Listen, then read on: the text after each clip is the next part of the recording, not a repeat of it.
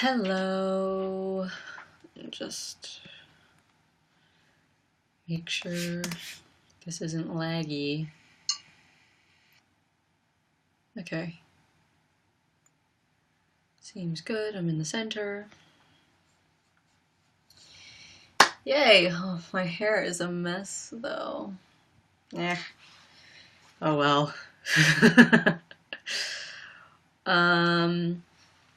Okay.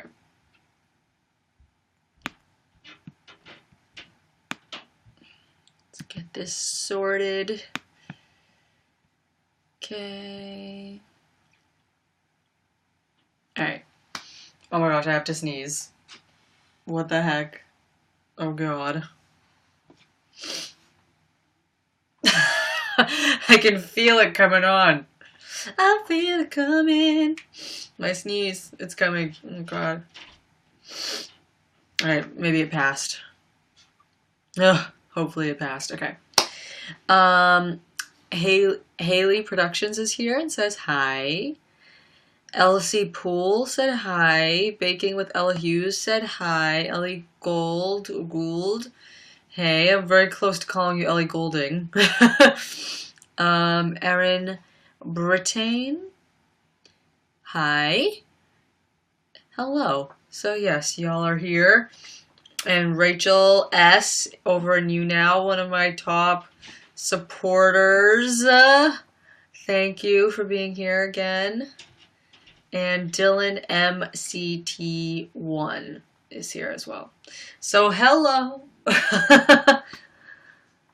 You are the best person on earth. Thank you. Thanks, Ella. Oh man, I'm feeling much better this week. I was sick last week and now I'm better. Question mark? No, I'm better. Yeah, so that's really good. I had like a terrible sore throat last week, so now I'm better. And also, Cynthia Ramirez just followed you. Thank you. And Vicky Cole, I don't know. I'm sorry, they said hey, so hello. Still got my water with me though. Need my water.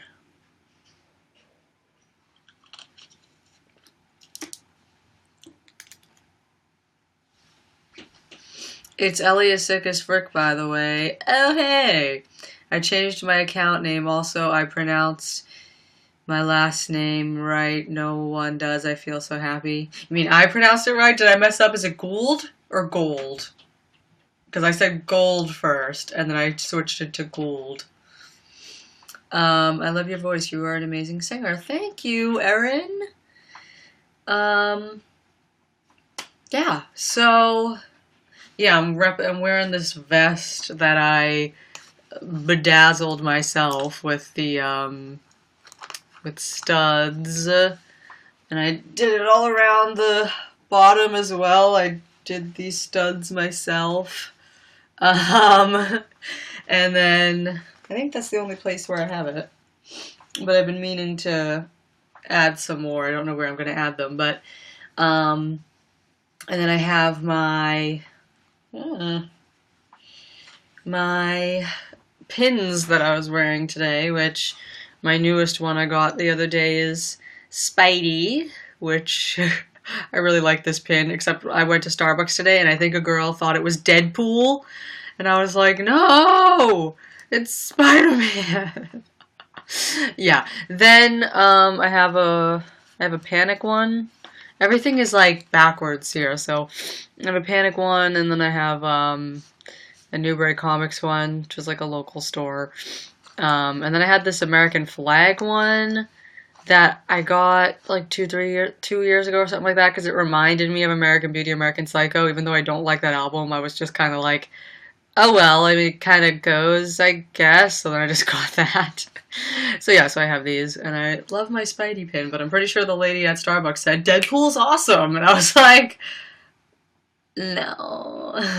But my mom also got me this little Spidey TY Beanie Baby, but it's not the one I wanted, and I feel so bad, but she's my best friend, so I told her right away. As soon as I opened it, I was like, this is the wrong one. Because the one I wanted is like, he's like, a plushie. Like, this is like a vinyl, kind of, like a cotton. I don't know, but it's like not soft. It's just like kind of like silky, but like it's hard at the same time, you know? The one that I wanted is like this nice, like plushy material, and he has like a giant head and like this big like behind, and he's just like meep, and it's really cute, and I wanted that one, but I might keep both, but I really wanted that other one. I'm such an ungrateful daughter, but I can say things like that to her because we're best friends. And my nail is breaking right in front of my very eyes. Ow. My nails are so brittle. I'm going to have to start taking that vitamin, whatever it is, biotin or whatever the heck, supposed to be good for your nails. Wow, my entire nail just peeled. Your choker is very nice. Thank you.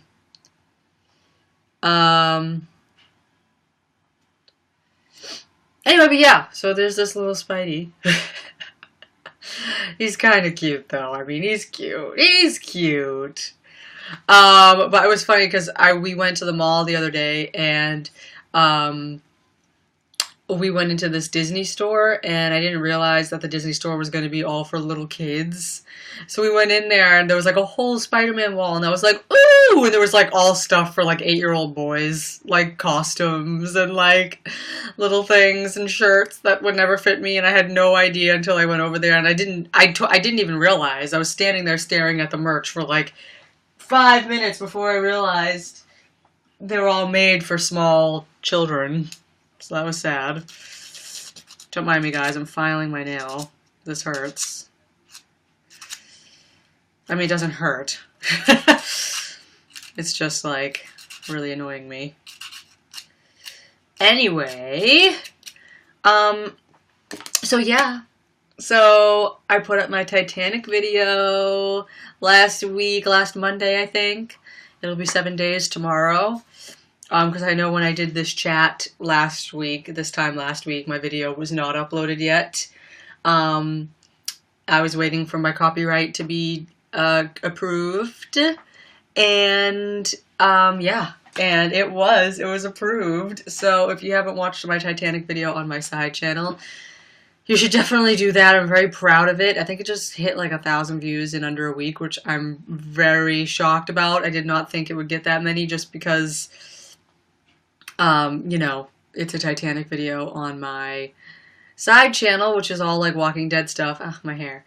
And I didn't know if anyone would care about it. But so that's really pleasantly surprising to have received. But yeah, so that's nice.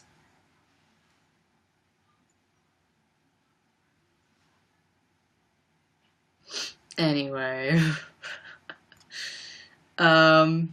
Yeah. Bye. I gotta go to bed. Have a nice day. Bye. Thank you for being here again. I came to see the Walking Dead poster, someone said. Well, there it is. Should I just stand off to the side the whole time? Because that is what you're all really here for. Zara Rasab said, oh my god, I love you so much. Wish me luck for stats on Monday. Oh, SATs, sorry. Stats, I said. I'm a college graduate. Yeah, SATs. Good luck. Good luck on your SATs Monday.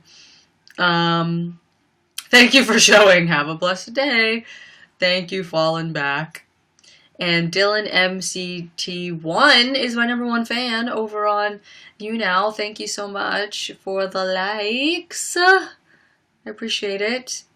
Jenna Saltzman said the Titanic review was really, really good. Thank you! God, I worked so hard on it. For so long, like, months of preparation of, like, kind of, you know, what I wanted to say. And then, you know, yeah, and then I took like 3 days to film it and tried to figure out a good way to do it. Then I took weeks, like 2 weeks, 3 weeks of editing, and then re-editing because of copyright stuff, and then submitting the copyright dispute once I realized that I had the law on my side for fair use for commentary. And then I had to submit the dispute, and then I was anxiously waiting forever to see if they were gonna approve it. It actually only took like 3 days, but and it's funny since I don't use my email that I have with my side channel just because I have all of the YouTube emails going to it. I would just be getting a bunch of emails every day. So I don't have it on my phone or anything like that. So I didn't get like the message that said like, oh, Fox has decided to release the copyright hold on your video. And I didn't even know. I was just in my video manager, and then I noticed, because it used to say copyright dispute in progress, and then I just went to my video manager, and then suddenly there was nothing there anymore. It was just plain like a normal video. There was no claim, there was no copyright dispute in progress, and I was like, ah! I had like a heart attack. And then I checked my email, and it said like, good news, Fox has decided to release their hold on your video. There you go. And I said, oh, thank you, Lord. Thank you, Lord. But yeah, so that was very good. Very happy to find out. Oh my god, I just ate so much. I was at my Nana's house. We had a birthday party for her friend, and my mom was celebrating a year without her kidney stent, which is really good. So we had like some cake and ice cream and food, and I ate an entire steak sub. Like a sub, like this big. I ate an entire steak and cheese sub. Like literally this big. And I ate that whole thing probably within 20 minutes, which was not good. I ate way too fast. Oh, and then I had some chicken as well, some buffalo chicken and blue cheese. Then I had some cake and a little ice cream. And then I got a strawberry smoothie from Starbucks. I'm very full right now, so that's probably the cause of a lot of my yawning already. I just feel very like you know when you like eat so much and then you're just like, okay, time to lie down for 10 years. Yeah. Megan Rosser is here, and she says, where's the Titanic vid? It's on my side channel, Brie at the Disco, where I do my my Walking Dead stuff. What's her second channel name? Yes, it's Brie at the Disco. I'm logged in on my side channel reading the comments, so I'm just gonna say, I'm gonna write, here's my side channel. There we go. Probably click my name. Can you not? No, I guess you can't. But yeah. Anyway, but I left a little message in there in the chat so you guys can get to it. But yeah, I'm very proud. I'm part of this Titanic Encyclopedia Titanica website, which is like a historical forum, but they have all these other forums dedicated to like Titanic films, and there's one dedicated to James Cameron's, so I posted it in there, so that's kind of cool. Hopefully that'll get some more people that care. I posted it on Reddit, even though I hate Reddit. Reddit is evil. Everyone on Reddit is just evil. They're all like, I don't want to say elitists, but they are. Like, they're also, like, if you say one thing that someone doesn't like on Reddit, then you're just done. Like, everyone will just downvote you, and that's it. Why isn't this working? What the heck? I sounded like Miranda. What the heck? There we go. Okay. Rachel Service, you are now the #1 fan. Thank you. Ah! Oh man. Yeah, I started getting downvotes on Reddit because um okay, well no, people are liking the video in the Titanic subreddit. 80% upvoted. Still not great, but whatever. Yeah, I left a comment in the Fall Out Boy um subreddit because someone posted a thing that said, "Post Young and Menace discussion thread. After a long day of either hype or sadness, let's take a breather and just talk about anything you need to let go. And this gives a chance to let those who think they got buried in the last thread to get their time to shine." So I just kind of, um, you know, I just kind of went off and I left. Um, um, yeah, I'm looking at what has happened since then. I don't know if anyone else has commented. Um, but yeah, I just kind of went off and I wrote a novel, just kind of ranting about how I feel about it. And it got really downvoted. It got like -2 down, like to put to the points. And I was like, seriously though? It's like, seriously? I don't think I said it in like a mean way. Like I didn't, you know what I mean? I wasn't just like trash talking them. You know what I mean? I was actually, um, you know,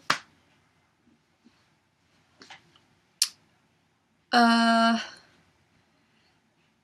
watching Titanic didn't make me cry, but your review did. Oh, well, that's kind of nice then, I guess. It means I'm a good, like, explainer or whatever, that, I was able to use the footage in a good way that, helped get my point across.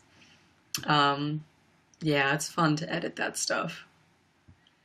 Do your best impression of Rick saying Carl. Carl! I can't do it because my voice isn't deep enough. Carl! Carl! Carl!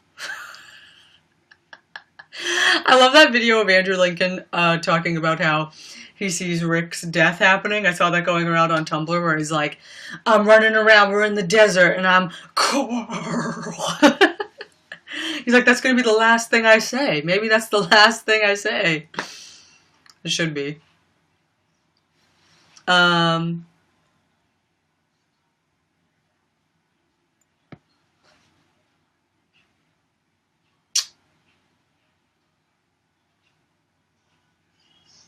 anyway, well, yeah. Anyway, yeah, so that comment I put under the Fall Out Boy subreddit got like all these dislikes, and it's just like, calm down, people, calm down. I say that it's not like I'm not a fan. You know what I mean? I prefaced it by saying I have a Fall Out Boy tattoo, okay? you know? Like, yeah.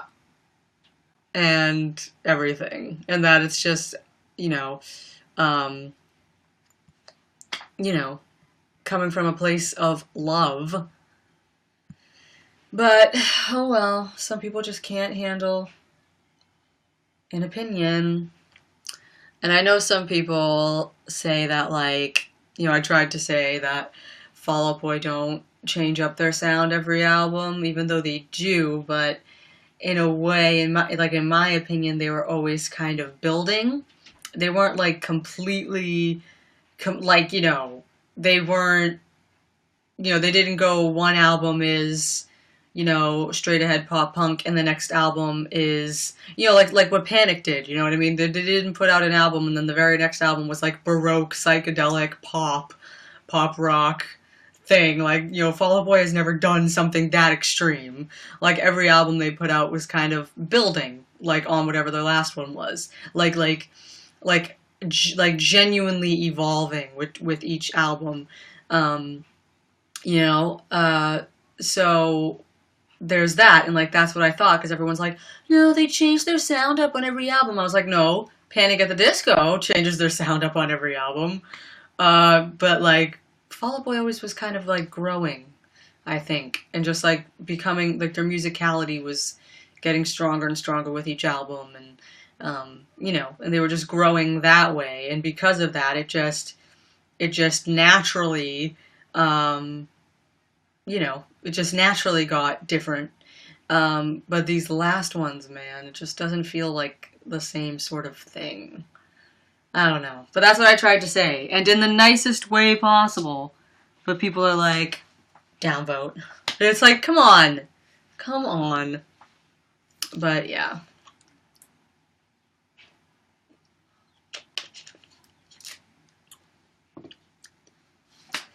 Anyway, so someone said you should listen to All Time Low's new song, all three of them. They're really good. They have 3 songs? All I know, I heard one song was like Dirty Laundry or something, and then that got me mad too because that sounded really poppy. And I was just kind of like, okay, so this is not just like what something one band is doing. It seems like every band is trying to be, you know, radio friendly, whatever. And I actually thought it was crazy because I heard Young and Menace on the radio last night, and I was like, I did not like, obviously, like I thought that they released that song to be like popular just because it's like a poppy dubsteppy thing. But the chorus gives me such a headache. I was like, I can't imagine that being on the radio. But then it was on the radio. And then I was like, okay, let me just like walk around the house right now and just forget that this is a Fall Out Boy song on the radio. And it just blended in. Like as I was walking around and it was on the playing in the background, I was like, yep, that just sounds like every other like song on the radio. And I was like, well, there you go. I mean, that's what was upsetting me about it, was that it just kind of they're sounding like indistinguishable now, and it's kind of sad. But oh well. Do a Melanie Martinez impression. Ugh. Let's see. I haven't done one in a while, actually. I have to get in my frame of mind. All right. Yeah, money. How do you afford this ring that I love, honey? Just another shift at the drug company. He doesn't think I'm lacking down, does he? It doesn't matter once you pull up to your home. You know what goes on inside. You call that ass your own. You call that silicone, silly girl. We're silly boys. The way she says, the way she kind of changes it that way. We're silly boys. God, I've been stuttering a lot lately. I don't know why. Do you watch Riverdale? I don't, but I know that Cole Sprouse is on it, and everyone's like, Cole Sprouse! Because he has brown hair and everything, and he's older now. But I haven't watched it, no. I hate it when the lights outside, the sun sets or just like moves, and it ends up hiding behind clouds and stuff, and then the house will just get darker and lighter and darker, and it's really annoying. But oh well.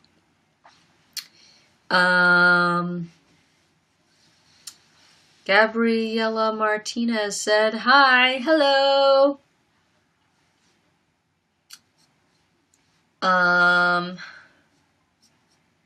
Wow, I have like the worst arm pain. Like you have no idea, and it's because I'm so out of shape. I was a judge at this contest yesterday. I was a judge the week before, last Saturday. It was called Annie for a Day, and it was like these young kids, 8 to 13, got up and sang songs from Annie, and I had to judge them, and so I had to narrow it down, and we picked 2 winners, and then there was like a bunch of different neighboring malls that were participating, and they all were picking their own favorites. And then yesterday, the top 10 all came together, and then we had to narrow it down to one winner. So that was really fun. And I performed Girl from Ipanema with my guitar and everything there. And it was really funny because they didn't have a mic stand, so one of the women that that worked there had to hold the mic for me while I sang, and it was like really awkward. Definitely very memorable though. And yeah, and so I had to carry this amp around and my guitar on my back, and it was just that was just for not even that long. But we had to walk around for a bit, and my arms just completely died, and my arms, like, they're all bruised. Like, they're all bruised now. Like, the muscles themselves are, like, worn out and bruised. It really hurts. That's why someone said, you don't look out of shape, and that's the #1 deceiving thing. It's like, people say that all the time. It's like, oh, Brittany, you're so thin, you're in such good shape. And I'm like, It's like being in good shape is like a totally different thing. It's like being like, a good exerciser, someone that, can lift things without like dying, someone who can run without passing out within a minute of running. Yeah, I can't do any of those things. I run for 10 seconds and my legs turn to jelly. I'm ready to pass out and cough up my lungs. I can't hold anything for that long, or else my poor arm muscles just completely die and stretch out and bruise, and it's terrible. Yeah. So, yeah. Ow. Do you know who Gwen Stefani is? Of course I do. She turned her chair for me on The Voice and was nice to me. And I really like No Doubt as well. I always really liked No Doubt, and I do an impression of her as well. Which was kind of funny. We were in CVS, or the market, the other day, and No Doubt It's My Life started playing, and I was walking around the store like Gwen Stefani, and I was like doing an impression in the middle of the store. I was like, but it's my life, oh. Don't you forget. I was like walking in front of my mom, just like, doing the little impression with the the whole vibe. It was funny. It was very fun. Because I wasn't trying to be discreet either. Like, I was really singing, like, loudly. I didn't care who noticed. I was having a good time when I heard that song come on.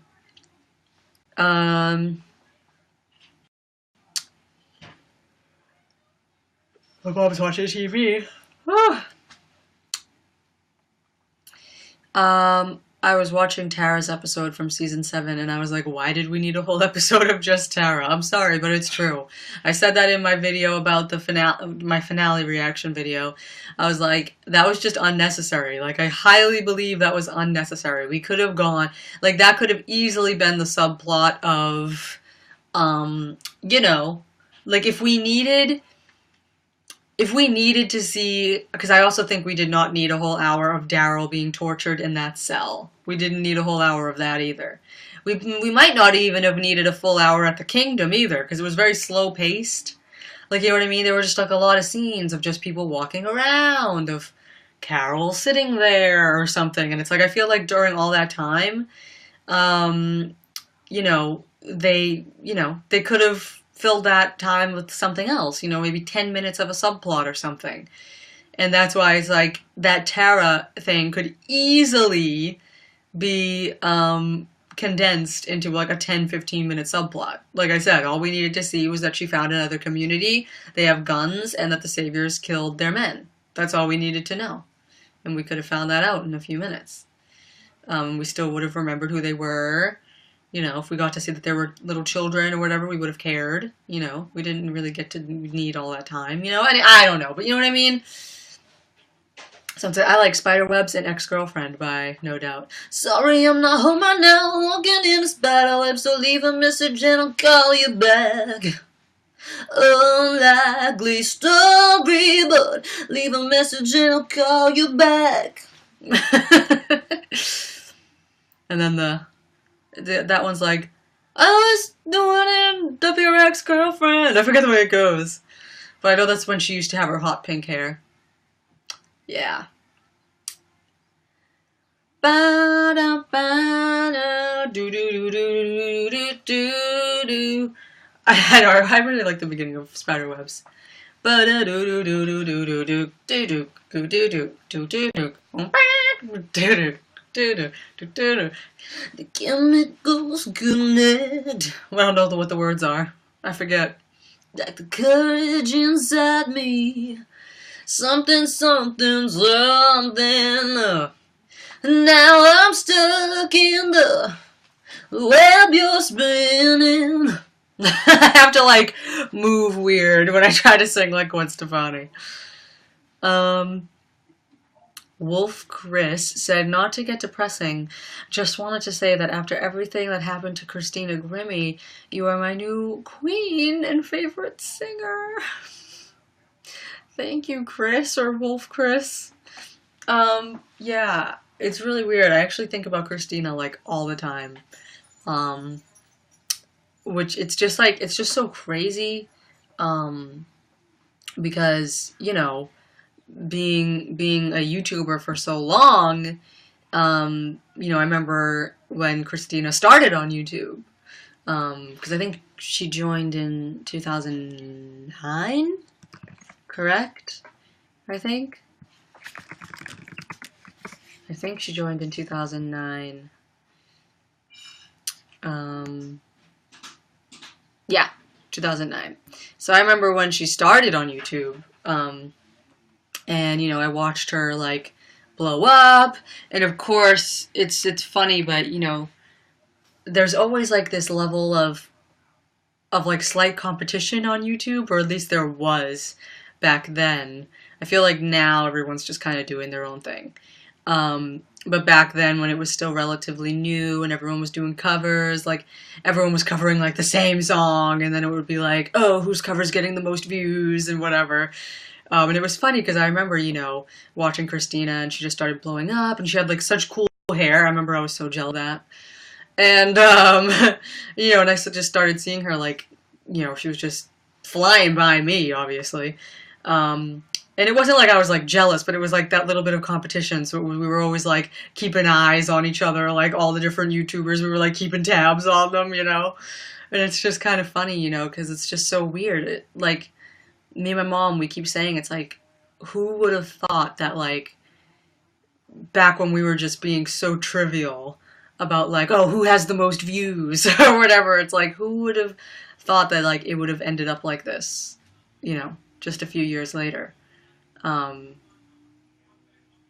It's like really crazy.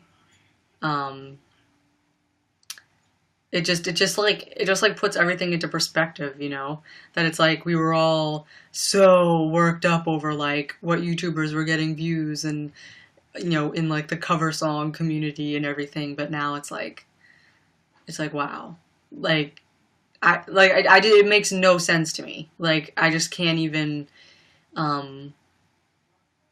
I can't make sense of it. Like every time I think about it, I just like start like crying. Like it just makes me really sad, just because it's like we were all part of that community, and it's just scary, you know. And I just don't understand, like especially someone like Christina, who was so, like, she had such strong faith, like she was so Christian and everything, and it just makes no sense that like God would be like, yeah, let's have this happen. Like I just don't understand it. I don't understand it. But then at the same time, you have to think like, you know, venues are like, you know, trying to have better security now because of this, you know. But I mean, it's like, but it's just not, it just doesn't seem, it's not, it just doesn't seem worth it, you know. It's not worth like her dying like that. Like I can't, it really blows my mind. Like the night that news started rolling in, I was like in shock. Like I can't believe that it's almost a year already. Like life is going by way too fast now. Like it's really scaring me. Like this felt like it just happened. and it was really scary. It was like all of us Voice family, people that on the from the Voice, we were all writing about it in our group, and we were just all so shocked as like we were following the story. And we saw the first article that was like Christina Grimmie, was shot at a concert, and her, shooter shoots himself, whatever. That was like the headline, and I couldn't even really make sense of what it was. And I started freaking out. All I saw was like Christina Grimmie, shot, person, whatever. I was like, oh my God, like I didn't know what was happening.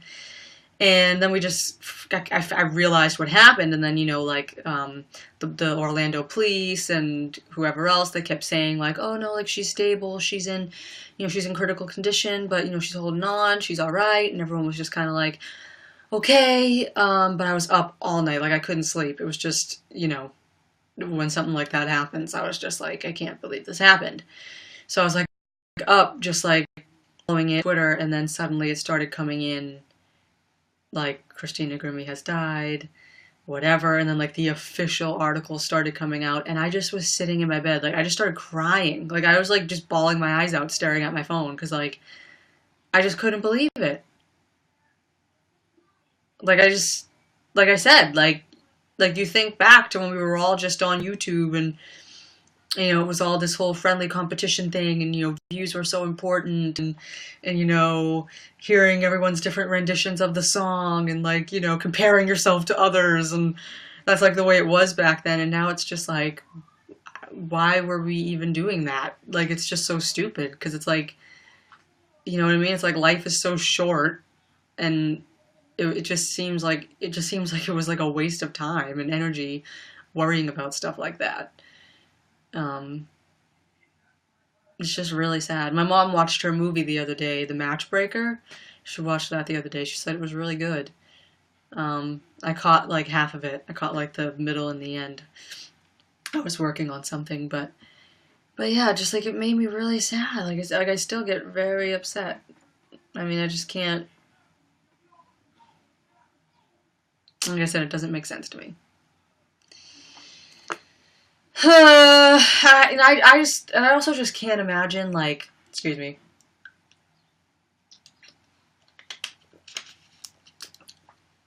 What really gets me upset is that, like, dying is like my biggest fear. So putting myself in her shoes, like I can't even like I just wonder, like, did she know what happened? Like, as they say what happened, that it was just like, the guy just came up and just like shot her, and I'm just like did she even have any time to like comprehend what just happened or whatever? Like even if it was just 2 seconds of realizing what happened, that is terrifying. Like dying, not just dying, but specifically like being shot is like my worst fear. So like when I heard that happened, I was just like I still cannot like believe that happened to her.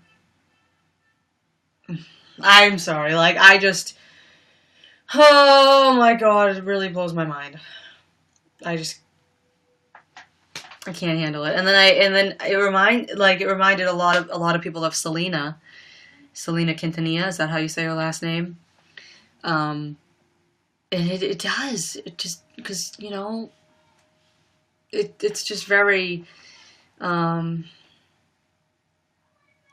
yeah. And Selena, her story makes me cry all the time. Every time that the Selena biopic with Jennifer Lopez is on, I'll watch it, and I always bawl my eyes out at the end. And now every time I see that scene of the ending, all I can think of is Christina, and now I cry like doubly, because I just can't imagine it. Like the worst part for me always is when the family has to find out, and like when everyone else finds out, and it's just so heartbreaking. Like, if none of you guys have seen the Selena movie, look up, like, I think the scene's on YouTube, like Selena movie end scene. It is so sad. And now every time I see that, all I can think of is Christina, and I'm just, It is crazy because she thought he was a fan. They said she had her arms out ready to hug him. Yep. That's what I'm saying. Like, I can't even imagine. Like, imagine, like, going to hug someone and for a split second, you see them, like, pull a gun on you. And that's the thing, too, because he, like, was a fan. Apparently, like a crazy fan. And, you know, from what I've heard, the last time I heard much about it, it was still, like, a month or two after it happened. You know, that he was, like, telling people that he worked with that he loves her and that, like, you know, they're gonna get married or, you know, crazy stuff like that. And, you know, Selena was killed by her president of her fan club, who was, you know, in charge of all her money and everything and was stealing from her. And you know what I mean? It's just, they're just kind of similar stories. I don't know, but it just makes me really upset. Oh, every time I start thinking of that Selena song in my head, I just want to start crying. The Thinking of You song. Late at night when all the world is sleeping. It just makes me sad. Congrats on the graduation, by the way. Saw you in your cap and gown on Instagram story. Thank you, Chat Simmons. Thank you for being here again. I didn't graduate yet. I'm graduating this coming Saturday. I just picked up my cap and gown the other day. So yeah, graduating officially, walking across the stage this Saturday. I have my diploma already and everything. I got that a while ago, back when I actually finished classes around last summer. So yeah, but it's been a year later. I missed last year's commencement ceremony, so now I was like, okay, I feel like I've been in college for so long. I deserve to walk in my cap and gown. So I said, I'll just wait until next year. And I can't believe it's next year already. That has gone by way too fast. I'm in shock. I don't like it. I don't like it. I don't like it. I don't like how fast life is going by.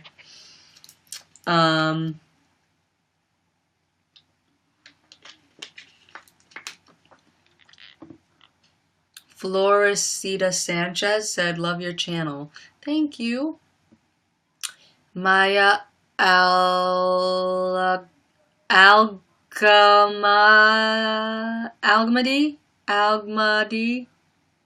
I'm probably saying that wrong. I am so sorry. But your picture is Amy, so that's really nice. You said, can you sing like Lady Gaga? You know what? I don't know. I think I tried one time. And I just did the, I want your ugly, I want your disease. I don't know if that sounds like her. I want your everything as long as it's free. I want your love. It kind of sounds like a strange version of someone else. I don't know. I want your loving, I want your revenge. You and me could write a bad romance. I don't know who that sounds like. Have you seen Katy Perry? Her new hairstyle looks like Miley Cyrus. Yeah, actually. I saw the single art for that Bon Appetit song or something, and I was like, whoa, she looks like Miley Cyrus. And also, like, the way the art is, like, the way it spins on the video of it or whatever. I was like, wow. And she's like, or winking or something in it, and I was like, wow, she looks like Miley Cyrus. But Miley's going country again, apparently, which just makes me laugh because I've always thought of Miley as country ever since she was Hannah Montana and talked to her daddy Robbie Ray. You know, ever since then, like, she was always country to me. And she always seemed very southern in her singing and her speaking. But people say, under my impression, they're like, Miley is not country. They're like, your Miley impression was way too country. And I'm like, well, guess what? Now she's literally saying I'm a country artist, or like going back to country roots. So I'm like, okay, so whose impression was too country? You know? It's like, that's how she was always country to me. And so now that she's actually going to be doing stuff like that again, hopefully people won't like be saying that stuff under my impression as much. Because she's always sounded that way. With that twang.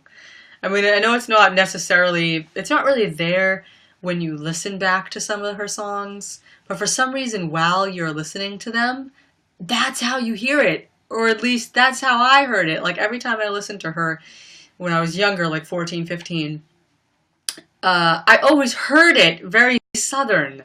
Even if it didn't necessarily sound like that, I heard a very strong accent, you know,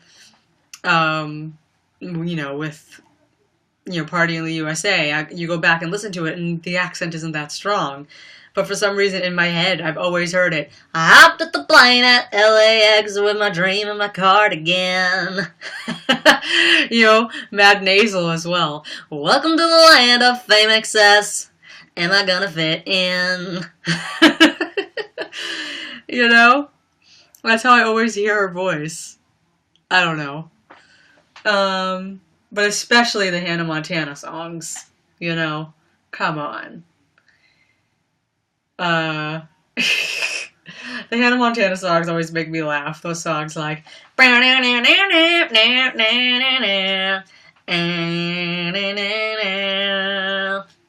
why be sad, broken hearted? There's so much to do. Yeah, yeah, yeah, yeah.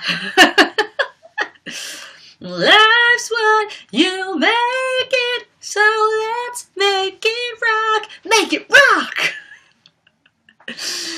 Oh, man.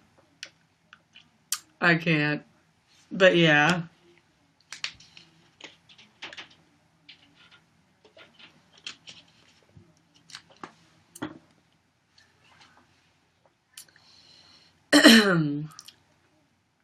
Let's see, I watched Hannah Montana all the time before. I still love it. Yeah, some episodes obviously are, like, better than others, like with any show. But, like, I don't know, for the most part, there were only, like, some episodes that I really enjoyed. Especially, like, towards the end, it really started losing me. But then even when you look back at, like, some of the ones in the beginning, I don't know. It was a good show, especially like for a live action show on a sound stage, multi-camera with a laugh track. Out of those kind of Disney shows, it wasn't a bad show. Like, you know what I mean? Like, let's be real. Like, it was not that bad of a show. Miley was pretty funny. She really was. Her accent. It was always her accent. Songwriting daddy say what? Oh, sweet niblets. You know what I mean? Like, she had, like, that weird, like, timing where, and then she would pair it with that accent, and it was just funny. Obviously the Jonas Brothers episode I watched all the time, and that episode was always pretty funny with Jackson trying to do the pogo stick for the world record. And then he's like, oh, this is Jackson Rod Stewart. Oh no, whatever he said when he was hopping on the pogo stick and he fell. And then he was like, I was right on my way to hopping into history. And Rico's like, oh, you hopped into history 4 hours ago. And Jackson right away where he's like, you hopped into history 4 hours ago. What? The way he says, what? He's like, yeah, I just wanted to see how long you could go. Oh, man. That was good. Have you watched That's So Raven? Of course. See, and it's funny, though. Like, That's So Raven was a good live action on a soundstage, multi-camera, comedy, laugh track. It was a good show as well. But it's so funny because I remember when That's So Raven premiered, and it's just so funny because, this is like when people say, when new things come along, you can't be so quick to hate on it because it could end up being really good, like what people are saying about the new Fall Out Boy song. They're like, no, don't hate on it because years from now we could look back at it and be like, it's so good, which I still don't think is going to happen just because it's too electronic music sounding, and I feel like no matter what, that is going to be dated. Like, you know what I mean? Like, I feel like that it is a guarantee that if you release a song that sounds like EDM music within 5 to 10 years, it's going to sound very dated. So I like in that respect, I don't think that's the case. But I clearly remember when That's So Raven premiered because I had already been like faithfully watching Disney Channel for Even Stevens and Lizzie McGuire. And both of those shows were not on a soundstage.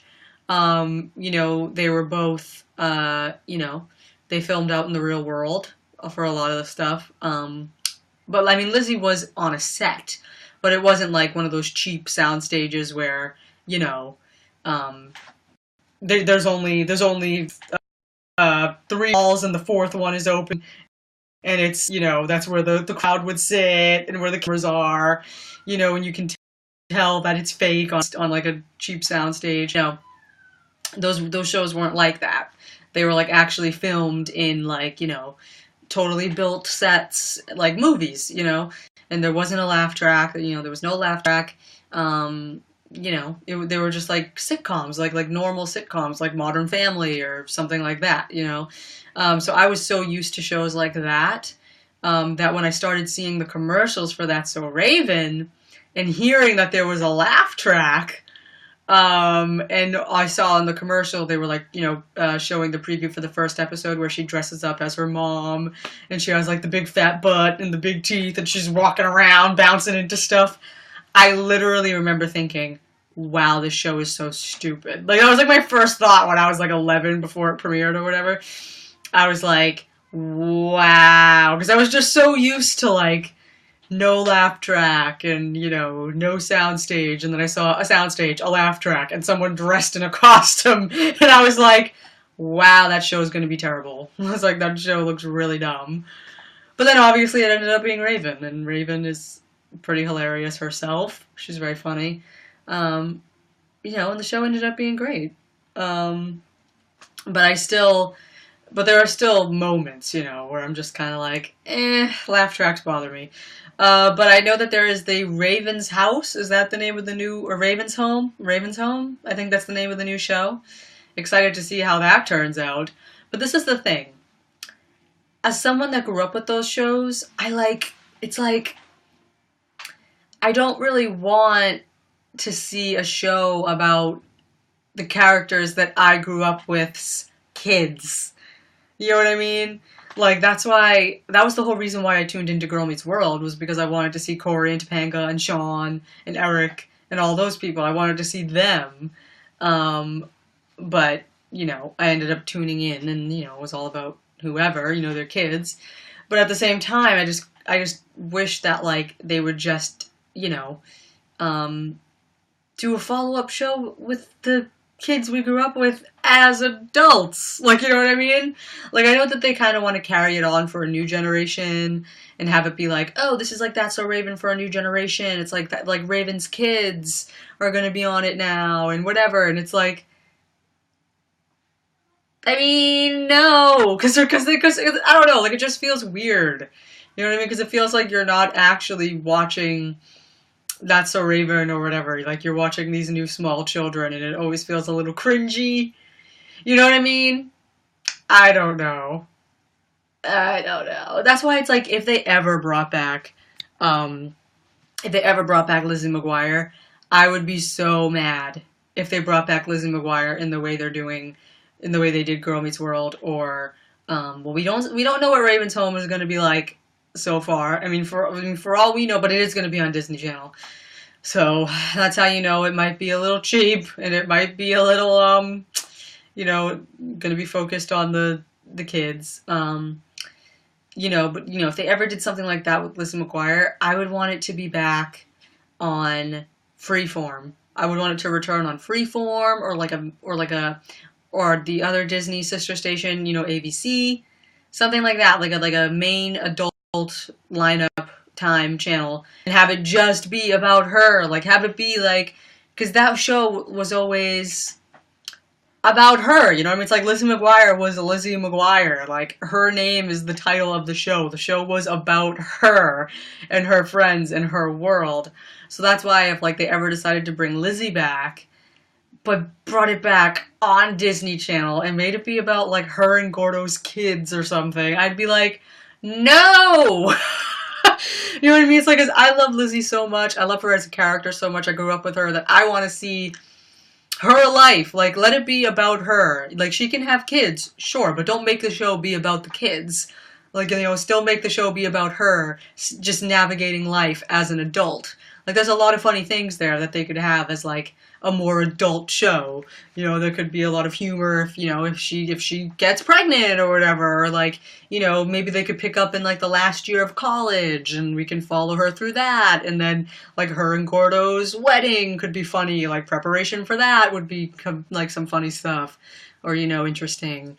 You know, that kind of stuff, you know, having a baby and, you know, working a normal job and failing because she's so klutzy and stuff like that, you know? Oh, God. Sorry. But, you know, stuff like that. I would love to watch that, you know? Lizzie as an adult. Like, that would be a really fun show. But, oh, well. Because I know that Hilary Duff said that she'd be down to do a reunion show. And I was like, oh, God, but if they ever did, But that's the only thing. It makes me sad, though. But at the same time, this is the thing. I feel like the reunion reboot shows kind of ruin things. Like when I heard that Girl Meets World was becoming a thing, like, back, I was like, oh, this could be so cute because, you know, everyone loves Cory and Topanga. And at least it was, like, it was a while since Boy Meets World ended. It was like 15 years or something at least, because it ended in 2000, I think. It was 1993 to 2000, I think. So, yeah, so it was like at least 13, 14 years that Boy Meets World was off the air.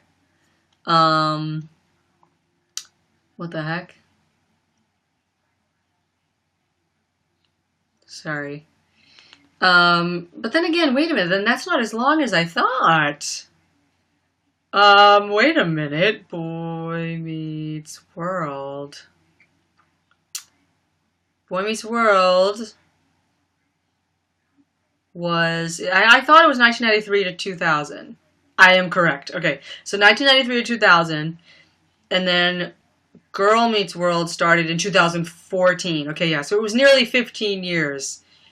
Nearly 15 years after Boy Meets World went off the air, Girl Meets World came back. So, you know, 15 years is good. And I actually think, how long has it been? Oh, do not tell me it's been. Do not tell me. Wait a minute. Lizzie McGuire ended, oh Jesus, this is going to make me feel really old once I do this math. 2017. Lizzie, I should have known this because of Even Stevens. Oh man, Lizzie McGuire's been off the air for 13 years. One more year and it would be around the amount of time that Boy Meets World was off the air and came back with 13, 14-year-old children. Oh God, no. Oh man. Because, you know, I didn't grow up with Boy Meets World. I watched, like, the end half of Boy Meets World. I started watching live on the ABC Friday night, TGI Friday lineup. Yeah, those were the days. And then they started showing reruns on Disney Channel. So then I ended up seeing all of Boy Meets World when I was younger, but I didn't grow up with it while it was, like, live. The earlier episodes, at least. So, yeah. And I clearly remember when Disney had the commercials, like, guess what's coming to Disney Channel? Boy Meets World. And they were, like, doing, like, reruns, like, announcing that they were going to start airing reruns. And I was like, Mom, they're going to be playing this on Disney now. I don't know why I remember that so clearly. But yeah, so that's crazy because, so since I didn't, like, actually, like, you know, I was born the year that Boy Meets World premiered.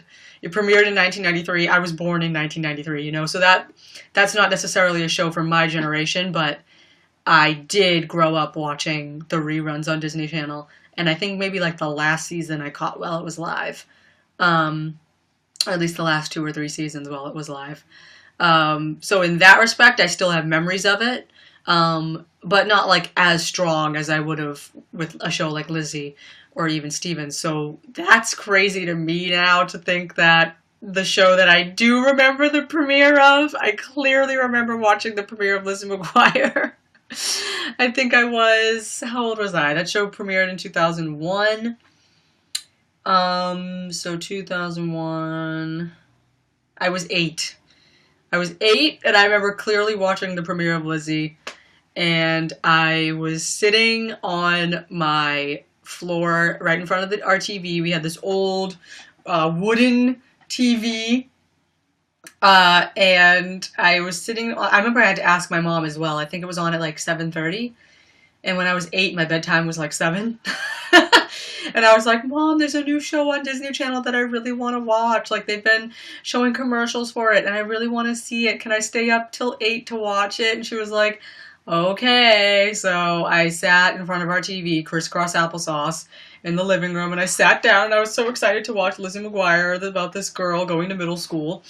And I was so excited, and then it just became like my favorite show, and I was obsessed with Hilary Duff, and she was my idol, and I wanted to be just like Lizzie. And that was my life. I was so obsessed with that show. And now it's like crazy to think that in 1 year it'll be like, or like within the next 2 years, it'll be like it's that 15-year mark where it's like, should we bring this show back? It's been 15 years since it's been off the air. Is it time to bring it back? So I'm getting scared now that actually a show from my actual generation could potentially be actually, like, that's how old I am now. Like, I know, like, those memes always go around where it's like, feel old, and those like are like really dumb. Like, you know, people are just like, okay, great, yeah, whoop-de-doo, like, you're so superior and older than everyone else. But it's not, I don't feel that way. I really do feel kind of like, oh my god, wow, time has gone by way too fast. And it's funny though, but at least she said that she would be down to do a reunion thing. And that would be cool. And because that's the thing, I don't necessarily want a total reboot of these shows, because I feel like that kind of ruins it. Like, you know what I mean? It's like my Boy Meets World memories were kind of ruined by Girl Meets World, like, not gonna lie. It's just kind of like, really? Like, Corey ended up like that? He's just, you know, he's a teacher, and he has this, you know, this daughter and this whole world now that I'm never gonna be able to forget. You know what I mean? It's like, we probably should have just left it the way it was. I don't know. But since, like I said, since I didn't like grow up with Boy Meets World, it doesn't bother me as much. But if I had to deal with a Lizzie reboot like that, I'd be really mad. And it's like, it's kind of funny too, because I don't even feel that close of a connection to Raven either. Because like I said, I remember when Raven premiered, and I was already heavy into even Stevens and Lizzie McGuire, and then Raven came along, and I said, ew, I don't want to watch this. This looks stupid. So Raven, it's so funny because Raven in my head is still like a new show. It's still like one of the newer shows in my head. So it's like really crazy to think that that show is already making a comeback. Oh, see, that's the thing. Like, for me, it feels like long enough. It's only been 10 years. It ended in 2007. So it's been 10 years and Raven's already coming back. Feels a little too fresh. You have to wait like 15 to 20 years to make a comeback, I think. I don't know. But yeah. Anyway, but at least it's, because like, to some extent, like I said, like, it feels like, oh, you know, the show is going to come back and it's going to be great. It's going to be a great reboot. But then when it actually comes back, it kind of feels like it's soiling the good memories that you had of the show as it was before.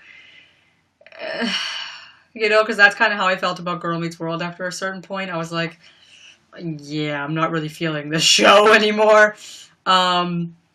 You know, and I don't want that to happen to Lizzie, and I really don't want that to happen to even Stevens, but I don't think that that would happen. I don't think that Shia would ever agree to do that again. But if he ever did, and it was like, see, that's the thing with like Even Stevens, it would have to be about it. They would have to turn it into like an adult show. Like I feel like that's the only way a reboot of that show could work, is if it like followed Lewis, Shia's character as an adult, and it probably would probably have some adult humor, probably, even though I'm not a big fan of adult humor, but it would probably have to have some of that, and it would have to be on Freeform or like ABC, like some actual like primetime channel, and it would be like competing with like all the other like comedy shows. But I feel like it would be really good. Like I feel like it would be really, really good, because it was like hands down like the funniest show on Disney Channel, and Shia was such a great actor and comedian. And if he ever decided to do it again, it would like give a lot of comedy shows like today a run for their money, I think. I really do think so. I think it would be really great. But I don't think he'll ever do that. So at least the memories of the show will be preserved, because if he never agrees to it. But if he's feeling crazy one day and he decides to do it, it could be good. But I feel like that's the only way it would work. I cannot picture them doing. And I also don't think that it should, if they ever did an Even Stevens reboot, I don't think it should be a full show. Like I don't think it should be like the show is back. I think it should be like a 4-episode mini special catching up with everyone sort of thing, instead of like the show is back. Because I mean, at least I think if it was just like a 4 hours 4-episode special thing, he might be more apt to do that than like a total show coming back. It's like, because I love that character of Louis Stevens so much that I would love to see him again, and I would just love to see Shia do that role again, but I don't think it's going to happen. But if it did, it would be great to see that. That would make me very happy. And it's kind of funny. I remember I saw someone on Tumblr, I think. They said, Hilary Duff has played Lizzie McGuire in every single project she's been in. And I was like, that's actually kind of true. She's just like so Lizzie, like at her very core, like she still is Lizzie. And it's kind of funny. But yeah. So it's kind of like she never went anywhere. But to actually see her back in that universe would be pretty fun. Do you remember Drake and Josh? Of course. But the thing is, it's like, see, Drake and Josh feels like a more newer show to me as well. Because I remember the Amanda Show, and then how they got their Drake and Josh gig from the Amanda Show. But yeah, Drake and Josh still seems kind of new to me as well. Because it was definitely still on in 2006. Whenever I think of Drake and Josh, I think of 2006. And 2006 always seems like a weird kind of year to me. In my memory, it was just like, this year that wasn't 2005 and it wasn't 2007 that I have good memories from. It was just like 2006. It was this awkward kind of year. Okay, yeah, so it ended in 2007. So wait, when the heck did this show start? 2004. See, yes! Okay, yeah. 2004 is a weird year for me as well. I don't know, because 2003... How awesome was 2003? Fall Out Boy, the only album they had out was Take This to Your Grave. Even Stevens was still on air and it was ending, and we got the Even Stevens movie. Lizzie McGuire was still on air and it was ending, and we got the Lizzie McGuire movie. We had That's So Raven premiering. We had, what else in 2003? There's like a lot of stuff, man. I was like, 2003 was like a cool year. I don't know. Pretty crazy to think back. But oh yeah, of course, Drake and Josh. But the thing was, I was always more of a Disney kid. I was never really that into Nickelodeon shows, especially live action ones on a soundstage with a laugh track, and that's what Drake and Josh was. So I was never too into it. But I think at one point it was on Netflix, and I definitely binged it. I definitely watched like the first 3 seasons of Drake and Josh or something. How many seasons are there? I definitely watched a lot of Drake and Josh on Netflix at one point. And of course, I still know the theme song. I never thought it would be so simple, but I found a way, I found a way. If you open up your mind, see what's inside. It's gonna take some time to realize. That's a good theme song, though. Let's be real. I love shows that have good theme songs. They always just make you so happy. That's like when you binge a show with a good theme song. You feel revitalized every single time the theme song comes around again. You're like, ah, yeah. You know. Your Titanic video was so awesome, by the way. You should be so proud. Thanks, Lizzie. I know. I'm so proud. I'm so happy that it was able to be uploaded. I'm very proud of it. So thank you. I'm glad you enjoyed it. And I've been meaning to go down all the comments under there and respond to a lot of them because a lot of people have, like, you know, really contributed to the conversation and shared their memory and experience with the movie, which has been really kind of a joy to read. So I've been meaning to go down and respond to all that. Let's see, I missed some things.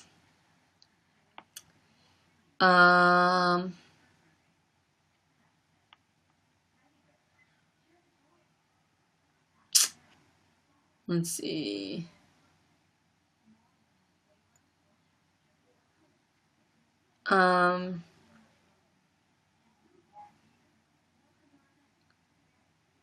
Hello, I don't look like me, but it's Evie's. Hello! Danielle Kramer said they should bring back Lizzie. I loved it. No, same. I mean, I feel like everyone loved Lizzie. Come on. But that's why I love freaking Andy Mack. Andy Mack has been making me so happy. I've been trying to do these little gift set parallels on my Tumblr of, like, Lizzie McGuire and Andy Mack parallels because they were both created by Terry Minsky and written by Terry Minsky.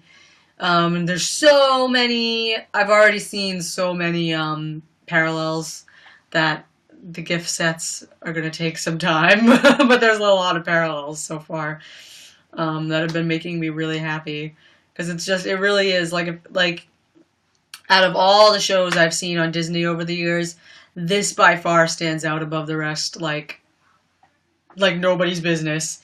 And it's also just amazing that the only way Disney was able to get another show that really stands out and talks about stuff had to be created by Terry Minsky. She had to come back. And I read articles about it. They were like, because Lizzie McGuire was the first real breakout original series for Disney Channel. Like, it really put Disney, like, on the map. As like, you know, like a channel with their own sitcoms and stuff. That was like their first really, really big hit. And it's funny because Even Stevens was their first big hit. You know, it was like their first real show sort of thing. But then Lizzie McGuire premiered the year after Even Stevens premiered, and then Lizzie McGuire just skyrocketed. So Even Stevens is like always in the shadow of Lizzie. And I know Christy Carlson Romano said that there was a little bit of competition between them, but not so much because they were on the same network. But that's kind of sad.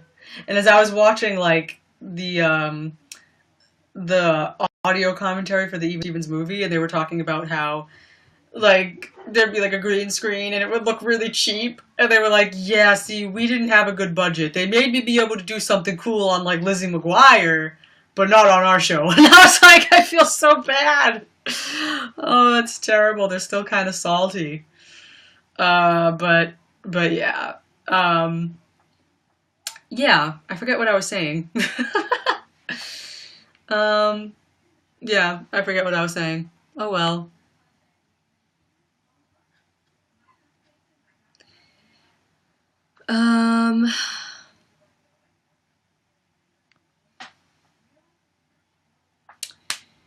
I haven't seen Andy Mack yet. Should I watch it? Yes, you should.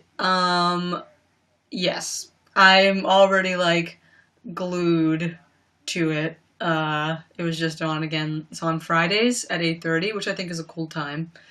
You know, it's a later time for a Disney show, so you know it's real.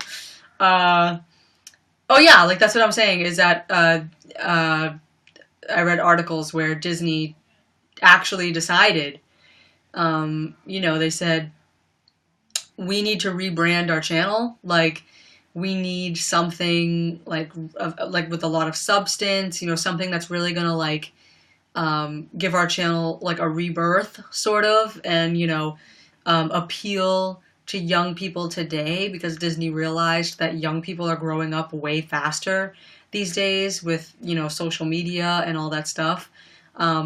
They said that that their shows are just kind of they're just not really resonating. They're not doing as well, and they wanted to come up with a new show, but they didn't know what to do, and so they called up Terry Minsky, the creator of Lizzie McGuire, who was able to give Disney their first big sort of sitcom hit. And so they said, we want you to come back. Like, do you have any ideas for a new show? Could you could we capture the same sort of thing we captured 15, 16 years ago or whatever when Lizzie McGuire premiered? Like, could we do that again with a new show? And I honestly think they're doing it. Like, it's making me really happy. And I'm also really happy as well that there's no laugh track. It's not a cheap soundstage. It's real sets. It's, they're talking about real life stuff, and it's making me really happy. And I think kids like it. I think they're relating to it. I like that it's diverse. It's really good. It's really good. And it's funny because they're already talking about way more than Lizzie McGuire ever talked about. I mean, I think Lizzie McGuire was way more of like school drama. It wasn't like, Andy Mack is talking about teen pregnancy without really talking about teen pregnancy, but it's still about teen pregnancy. And it's about, that whole thing mixed with the school drama, mixed with, just slightly maturer drama, kind of. I don't know. Apparently, everyone is betting on Cyrus, her best guy friend on the show. He might be Disney Channel's first gay character, which is insane. I mean, his character is definitely pointing in that direction, just from observing him and the way he plays him, and he definitely seems to have a crush on, like, the main hot kid of the school. So that, if they really do that, that is gonna be huge. So I mean, that right there alone is obviously going to be talking about way more than Lizzie McGuire ever did. And they're already, they're tackling it in a way that's more mature as well. Lizzie, everyone remembers the episode that they had about anorexia or, eating disorders. But it was very quick. It was over in like 20 minutes, and it was, it could have been done much better than it did. But I mean, they still talked about it. But yeah, I don't know. But Andy Mack is really good. I highly recommend you guys to watch it because, like I said, I'm almost 24. I'm turning 24 next month. And this show is like one of my new favorite shows. Like, I'm tuning in every week. Like, and it's like me and my mom are both like tuning in every Friday at 8:30. Getting our Andy Mack on. So, yeah. And it just makes me happy watching it and being able to find parallels between Andy Mack and Lizzie. It's kind of fun, and it makes me cry. I'm already getting to like that weird age where I just cry at everything. Like, oh, like it was so cute. Like at the end of every episode, they do this thing called Mac Chat, and they like interview these like small children, ages like 8 to 14 or something, and they ask them questions about the show and like the previous episode and their thoughts on it and everything, and it's so cute. And I think it was like one of the first 2 episodes where they did that, and the kids were like talking about how cool Andy is and stuff, and I was like, I literally was gonna start crying. I was like, oh my god, because all I was thinking of was like, oh my god, there's like finally gonna be like another show. It's basically for me just because I know it was created by the same creator as Lizzie, however many years later now. And I'm just like, oh my god, it's like the show for a new generation, and it's just making me really emotional. And it also was making me emotional because Andy is a biracial Asian white American. So, like, you know, she's not your typical looking lead. She has a short pixie haircut. And you know what I mean? It's just like she's just not typically what you'd picture as like the lead girl that everyone wants to be on Disney Channel. You know what I mean? Because I mean, you know, I'm gonna be real. I mean, Hilary Duff was blonde. You know, I think what are her eyes? Does she have blue eyes or does she have brown eyes? I think she has brown eyes actually. Probably not though. If she has blue eyes, then she is totally, you know, what they say Disney is, you know. No, she has brown eyes. Good. Okay, so at least she has brown eyes.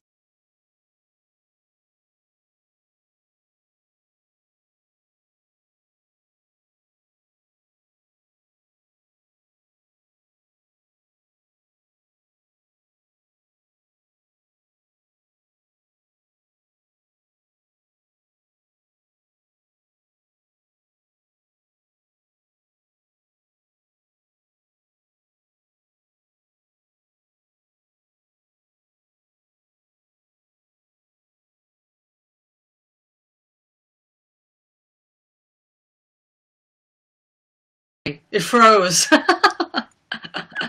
Sorry, guys. That always happens every time I go to Google something. It froze. Oops. Sorry, guys. Anyway, yeah, every time I go to Google something, I always mess something up and almost inadvertently end the chat. But no, yeah, Hilary Duff has blue eyes. So, I mean, has brown eyes. So at least she doesn't have blonde hair, blue eyes. Oh, no, never mind. They're green. They're like green or hazel or something. But anyway, yeah, obviously I can admit that, you know, my idol was blonde, white, you know, pretty. Pretty, you know, the kind of person you would imagine being the lead on a Disney show that, you know, people would be like, oh, over, you know.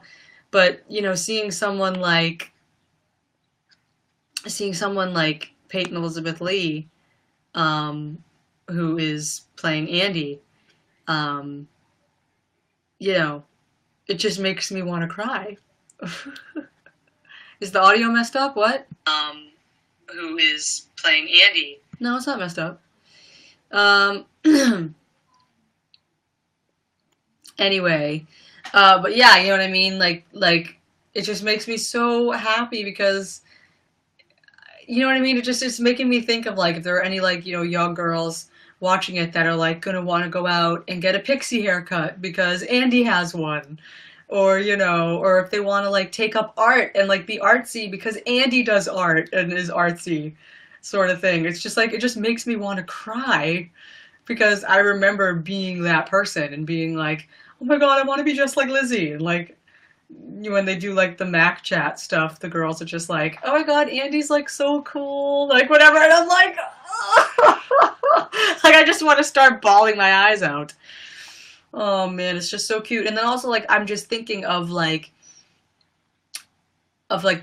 putting myself in Peyton Elizabeth Lee's shoes, like thinking that she could be like the next giant teen idol. Like that thought is making me cry. Like making me cry for her. I'm like, oh my god, like she could literally be the next Hilary Duff right now and she doesn't even know. And she could be, you know, go on to just be this giant thing that everyone loves and idolizes and everything. And I just start crying. Oh my god. There's just a lot of things. And it's funny too, of course I have to follow all these people on their socials because I'm a weirdo. But yeah, like I followed her on Instagram and then like I've been noticing her followers like steadily jumping and I'm like, oh boy, it's happening, it's happening. Because it's funny because I watched that happen with Rowan Blanchard from Girl Meets World, which was funny. I started following her on Instagram and she had like, I don't even know, not a lot of followers at all. And then next thing you know, not too long after, she starts having freaking a million followers. I honestly had to unfollow her though. Not that it's not that she talks about politics too much, but I mean, kind of. It's just the way she talks about it that kind of gets on my nerves. I don't know how to explain it without sounding mean.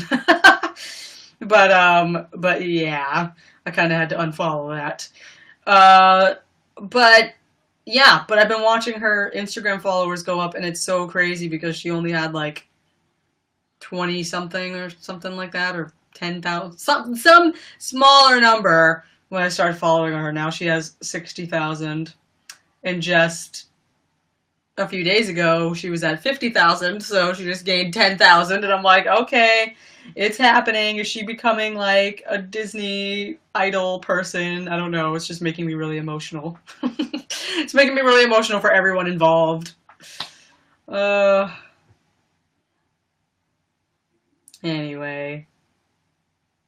Yeah, I think it's really cute. Um,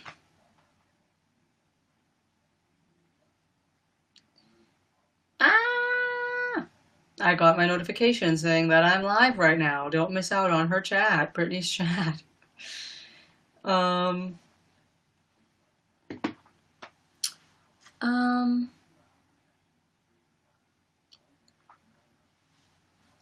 woo. Have you seen Full House? They almost did the same exact thing and called it Fuller House. They did do it. Fuller House is a thing. It's a Netflix show. I have not watched it because I never really liked Full House. It was always just very cheesy to me, even as a kid. I was like, this is cheesy. So I haven't watched Fuller House. I feel like it would just get me mad. Because the commercials and stuff I've seen for it have looked very cheesy. But I don't know. Uh,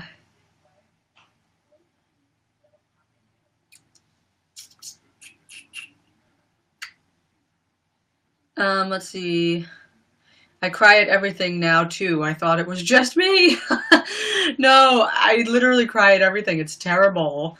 Like, and my mom does too. Oh my God, it's so bad. Mom is bad. She cries at literally everything. Like the smallest thing ever. It'll be like, a little puppy was seen walking down the street alone or something, and it found its family, and mom will just be like, just like start crying, and I'm like, are you crying right now? And she's like, stop. So yeah, but yeah, I've been crying at a lot of stuff lately. And then Liz McGuire only had 2 seasons. It's crazy. It is, but it's weird. It was only because it had 2 seasons, but it had 65 episodes. So I mean, it fulfilled that Disney commitment of having 65 episodes, but it was just divided over the course of 2 seasons, 2 very long seasons. Like each season had like 30 episodes in it or something. Um, so yeah, that is weird. Um, it is very weird to think of that show only having 2 seasons. But I also just hate that that the Disney shows back when I was growing up with it had that 65 episode commitment and cap. I mean, I know that shows now on Disney, they usually only go to 4 seasons. Regardless of how successful they are, they will end you at 3 or 4 seasons. Which is so stupid. It should just go on for as long as it can. You know what I mean? It's just stupid. But it makes me so sad because, like, right after Lizzie and Even Stevens ended and stuff, then Disney started being like, okay, never mind. We're just gonna like let it go to like 4 seasons maybe. And that means way more episodes. You know, it's like Wizards of Waverly Place hit over 100 episodes. Raven hit over 100 episodes, I think. Let me see.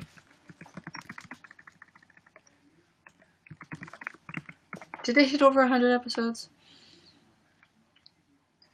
Oh, Raven's Home premieres this summer.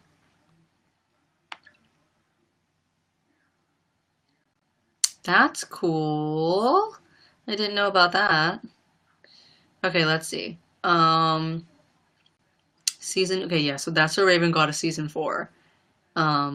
Which just looks crazy to me for a Disney show because my 2 favorites are Even Stevens and Lizzie McGuire, so, you know, Even Stevens has 3 seasons, so that's usually like the highest number I see for a number of seasons on Disney Channel. Let's see, number and season. Yeah, Raven hit 100 episodes. But they didn't really have an actual ending, which is kind of annoying. Like the last episode of That's So Raven was just that episode where she was telling Corey not to smoke, and then that was like it. And then the show was just over. So that was kind of weird. But yeah, so Raven hit 100 episodes. I think Wizards hit over 100 episodes. And it was weird because I never really liked Wizards. Because again, that was actually like after my time. Because like Wizards like premiered in 2007 or something, right? Yeah, it premiered in 2007, so that's like a really new show in my mind. Um, yeah, Wizards has 106 episodes, so they hit over 100, and it just doesn't feel fair. You know what I mean? I'm just like, why did my shows have to be cut off at 65 when I could have had at least, how much more is that? I can't do the math.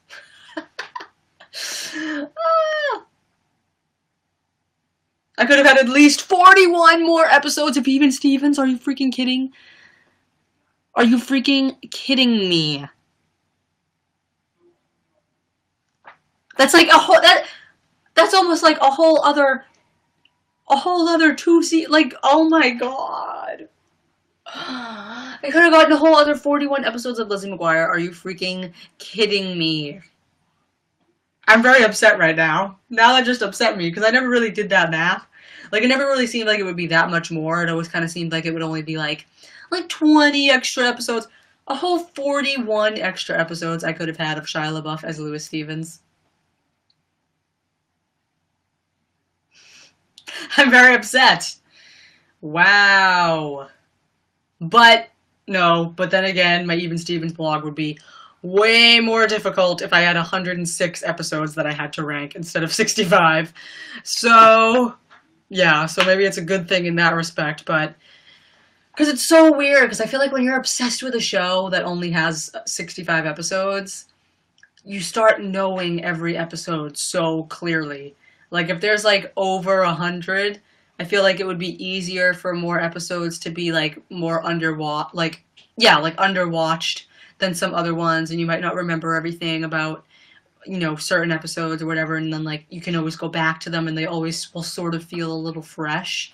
But it's like at this point with Even Stevens and Lizzie McGuire, I've watched like all 65 episodes so many times that it's like I know every single one. Just tell me the title of the episode, I could tell you everything about it. I could probably quote a bunch of quotes from it, So it just makes me sad that I couldn't have more. Like I literally get so nostalgic that one time I had a dream that I found like 2 or 3 never before seen episodes of Even Stevens online or like on some tape or something, and I was like, ah! And it was literally like the promised land. And I found these never before seen episodes, and I was like, wow, Brittany, that's really sad that you're literally dreaming of finding a never before seen episode of the show, because that's how much I want more of the show.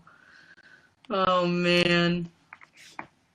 Let's see, I never, Teen Vogue, it said Raven's Home spinoff of That's a Raven to premiere in July. Raven Baxter is returning to Disney Channel, but the future ever... Oh, it's bouncing for some reason. Blah, blah, blah. A spinoff of That's a Raven called Raven's Home has been in the works with the network, and the premiere date has finally been announced. Disney revealed in a press release that the series will premiere on Disney Channel Friday, July 21st at 10 p.m. That's late. With subsequent new episodes airing on Fridays at 8:30. So Andy Mack must be off the air when this show is on, because that's Andy Mack's time. If you were hoping to brush up on That's So Raven, prepare for the big event. Oh! Disney got you covered. All 4 seasons will be available on demand on the Disney Channel app and video on demand starting June 1st. Okay, guys, so we can all binge watch That's So Raven starting June 1st. It's funny because I was never even that big of a That's So Raven fan. Like I said, I remember when it premiered and thinking this is going to be stupid, and obviously I watched it, and Raven's like really funny. But yeah, I didn't like actually watch that show as religiously as I watched other shows, so that'll actually be cool to be able to go back and watch a lot of those on demand. Raven's Home will star Raven-Symoné and Annalisa Vanderpool, who played best friends, which blah blah blah blah blah. Let's see. In the show, Raven has achieved her dream of becoming a fashion designer. That's cool. And both women are now divorced and have children. I knew that. They move in together to help each other raise their kids. Okay. Raven has 11-year-old twins, Booker and Nia. Those are weird names. I mean, Booker is a weird name. Chelsea has a 9-year-old son, Levi. If you've always wondered whether Raven's future-seeing powers were hereditary, the answer is yes. In Raven's home, both Raven and Booker will be able to look into the future. So her daughter doesn't have it, her son does. Huh. That's kind of interesting. I thought they would give it to the daughter. So that's kind of interesting that a young boy will have the visions this time around. I'm sure that will, yeah. See, they probably did that because that'll be able to do a whole other different, a whole different spin on it, you know, because Raven had her visions and saw, like, you know, stuff with boys sometimes and stuff, and now he's probably going to see, like, girl drama and everything. I don't know, we'll see. We will assume that this will cause absolutely delightful drama, yeah. Raven's Home was not the first spin-off, blah, blah, blah. Yep, and there's the logo. It looks very much like the That's So Raven logo. It's the same font and everything. So that's cool. It's set to premiere, blah, blah, blah. Well, that's cool. That'll be fun. That'll be fun. I'll tune into that. That'll be fun.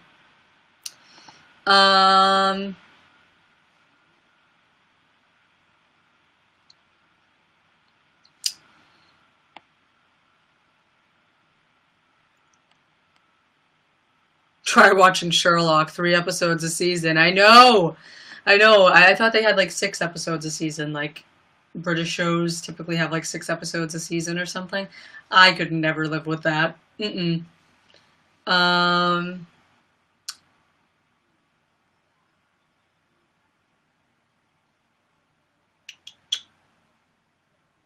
trying to multitask. I'm watching you and playing The Sims 4. I love The Sims 4. I haven't played it in a while. I have it though. I should play it again and try making. It's the best part of playing The Sims is just trying to create Sims that look really good. I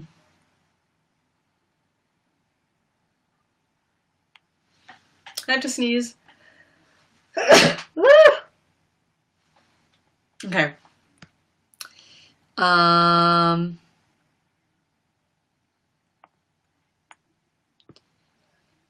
Let's see. What about Phil of the Future? I did like Phil of the Future. I did. I thought Ricky Ullman was hot. I had such a crush on him when I was little. I had like a poster of him on my wall. I liked that show. And that also is crazy to me that Phil of the Future only had like 42 episodes or something. Isn't that crazy? It's funny though because that did always seem like a show that didn't have it wasn't on as long. But I didn't think that. Like they like literally stopped the show. And it's kind of funny because yeah, 43 episodes, crazy, in 2 seasons. Which is like weird. But again, that's another show that was like it kind of was on at a weird time. How I said for some reason like 2004 and 2006 are like weird years for me. I don't know why, but like thinking of TV shows, they just are.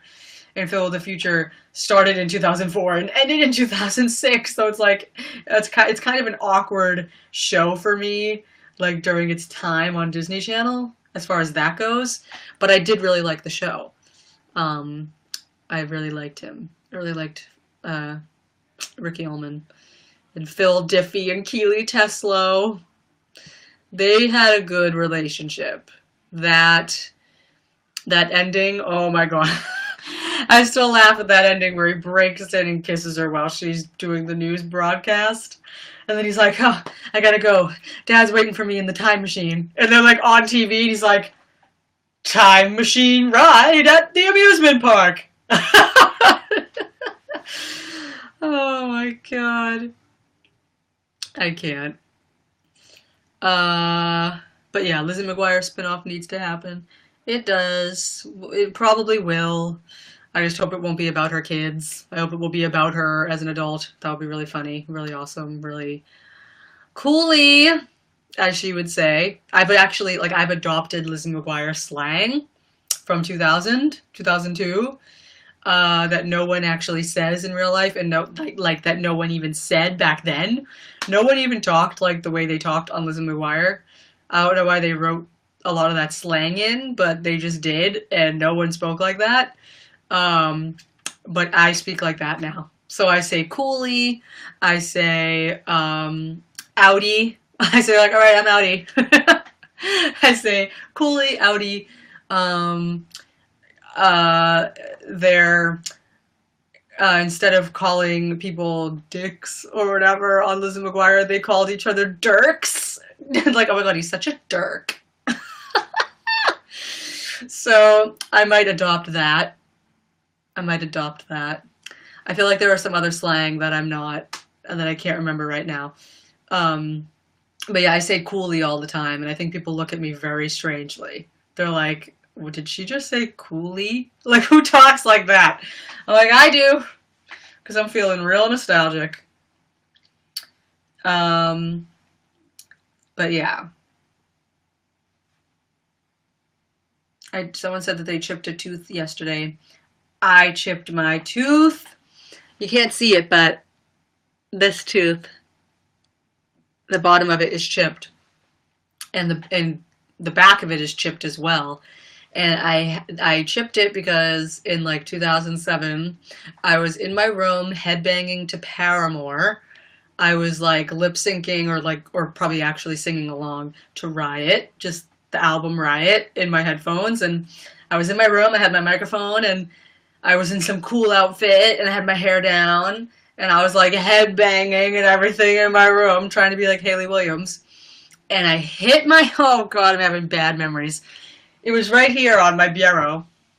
I pulled out my bottom drawers of the thing so that I could put my foot up on it as if it was like the monitor that Hayley always will like put her knee up on so that she can headbang. So I'd put my foot up on my drawer, and then I was headbanging, and then as I went like that one more time, I forgot to move my hand with me, and my face went right down onto my microphone, but the bottom of the microphone was leaning on my bureau. So my tooth, it just went right on the microphone, right onto the hard bureau, and I chipped my tooth.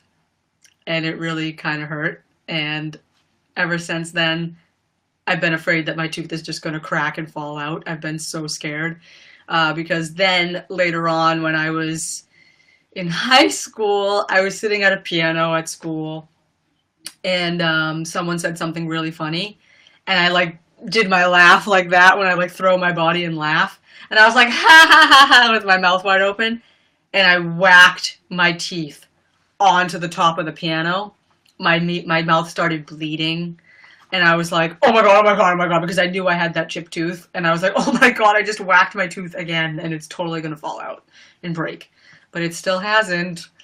But then recently I was eating popcorn, maybe like a year or two ago, and I was eating it, and then suddenly I felt that same tooth chip again. And then it was the back of the tooth this time that chipped, so there's like, it's like a little bit of an indent, and I'm just really scared that that tooth is going to break in half. Oh god. But yeah, pray for my tooth. What was your favorite episode of Lizzie McGuire? Mine was when Matt and Lizzie switched bodies. Yeah, that was a good one. That's called Those Freaky McGuires, or Those Crazy McGuires. What's it called? I think it's called Those Freaky McGuires. Those Freaky McGuires. Yep, because it's supposed to be a spoof on Freaky Friday. Yeah, that's a good one, especially because um, um, Hillary did really good acting as Matt. I think in that one, I think that was like some of her strongest acting on the show, because I think everyone knows Hillary Duff isn't like the greatest actress in the world, you know, but she did pretty good in that episode. Um, my favorite episode of Lizzie McGuire. Um, it's it's probably it was always the episodes that I really liked as a kid, which were always like the more drama, love, relationship episodes that still kind of get me.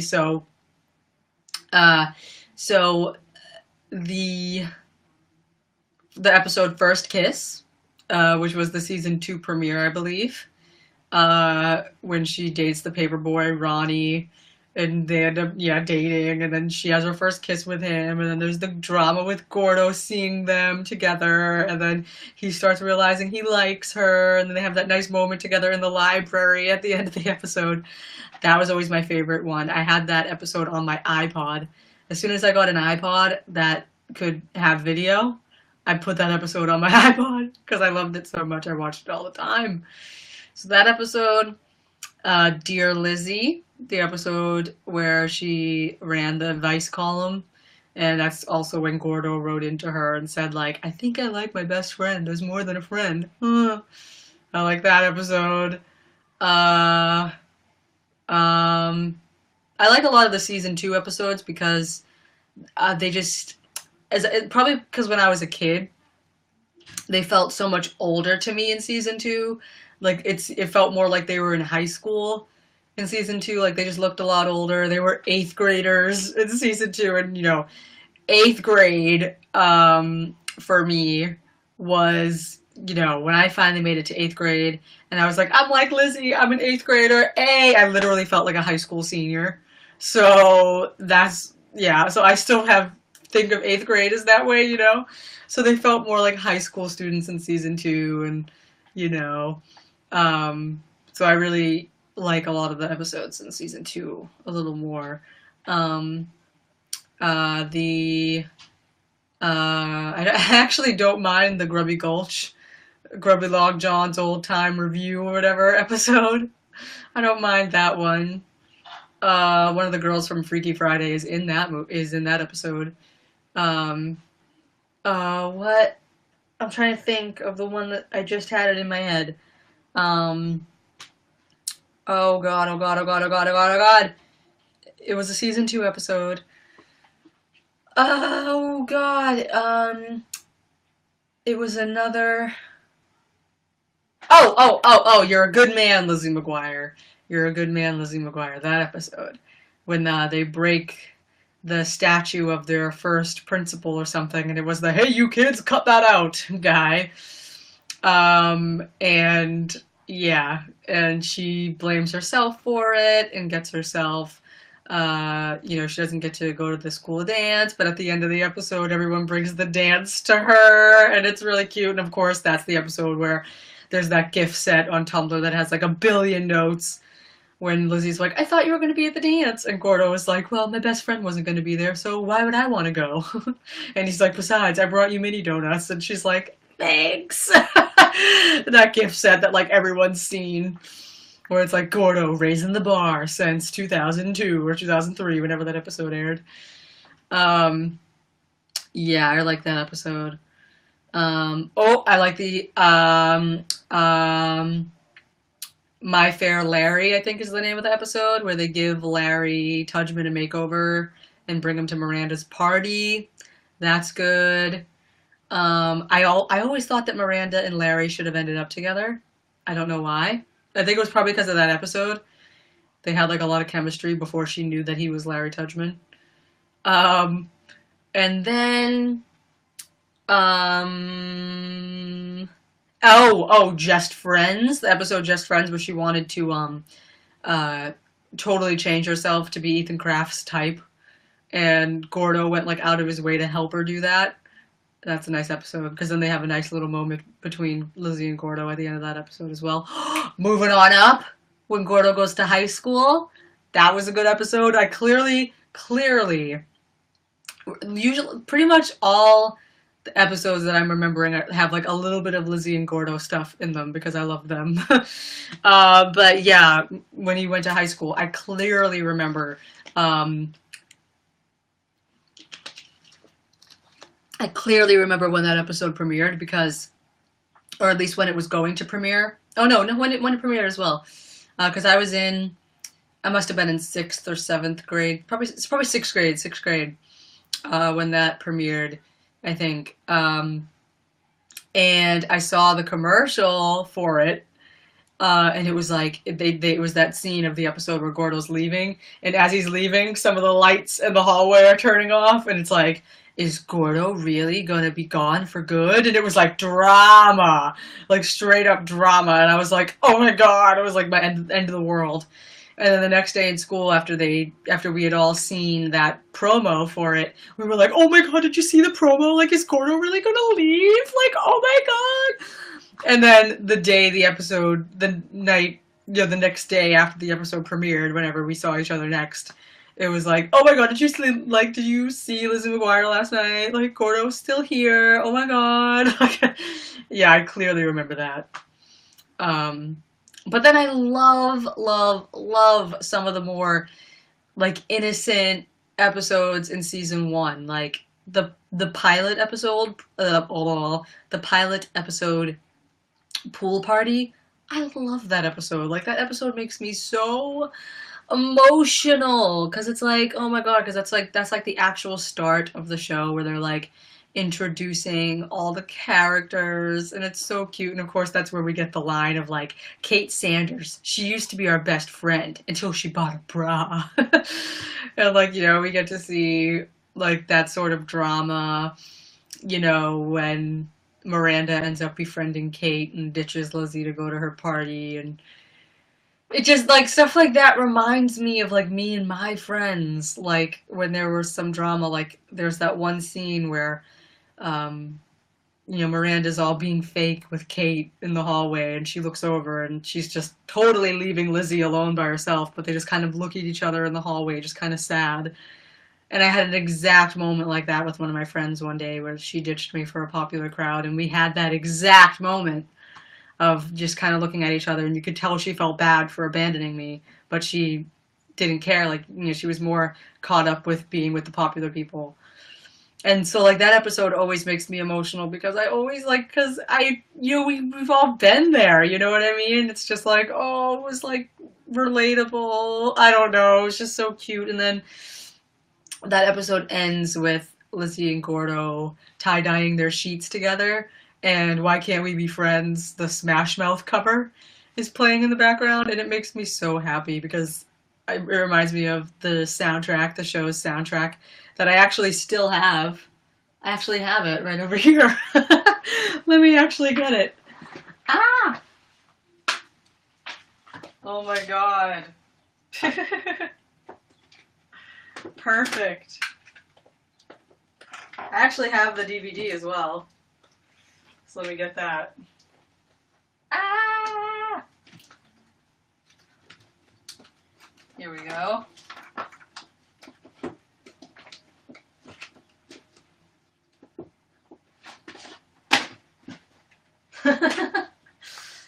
Oh man.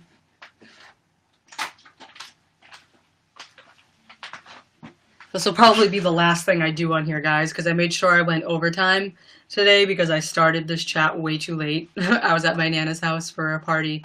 And yeah. But yeah, see, so I still have the soundtrack. The Lizzie McGuire TV show soundtrack. Oh my god, this is making me so nostalgic. I listen to this in my little boombox all the time. Oh man.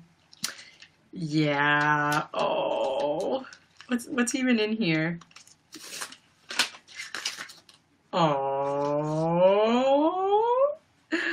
Look at her being all cute. Hey. Legit my idol. I always wanted that doll.